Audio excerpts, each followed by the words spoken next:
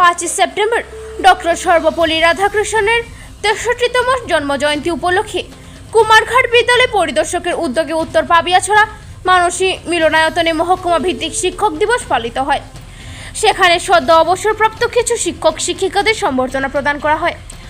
উক্ত অনুষ্ঠানে উপস্থিত ছিলেন কুমারঘাট পঞ্চায়েত সমিতির ভাইস চেয়ারপারসন শঙ্কর দেব। এছাড়া উপস্থিত ছিলেন সমাজসেবী কার্তিক দাস, বিকাশেন্দু দেব, বিদ্যালয়ের পরিদর্শক পেছারতল চমচম দেওয়ান ও কুমারঘাট বিদ্যালয়ের পরিদর্শক বিরলা কলই সিং সহ অন্যান্যরা। অনুষ্ঠানটি পরিচালনার দায়িত্বে ছিলেন পানালাল দে, বিশ্বনাথ দত্ত, প্রমেশ দেবনাথ, চন্দন গুহ, মৃদুল দত্ত প্রমুখ শিক্ষকেরা। Bureau report, Shyamoli Tripura. 1962 সালে 5 সেপ্টেম্বর 1962 সালে 5 সেপ্টেম্বর ডক্টর সর্বপল্লী রাধাকৃষ্ণনের জন্মদিন। কিন্তু সে শিক্ষক দিবসের অনুষ্ঠানটা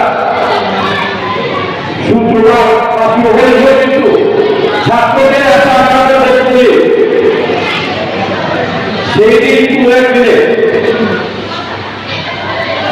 যে 5 সেপ্টেম্বর, যেটা হলো আমি অনেক গল্প শুনেছি বা আমি যখন স্কুলে যখন আমরা শিক্ষক দিবস পালন করতাম, আমরা আনন্দের সহিত শিক্ষক দিবস উদযাপন করতাম।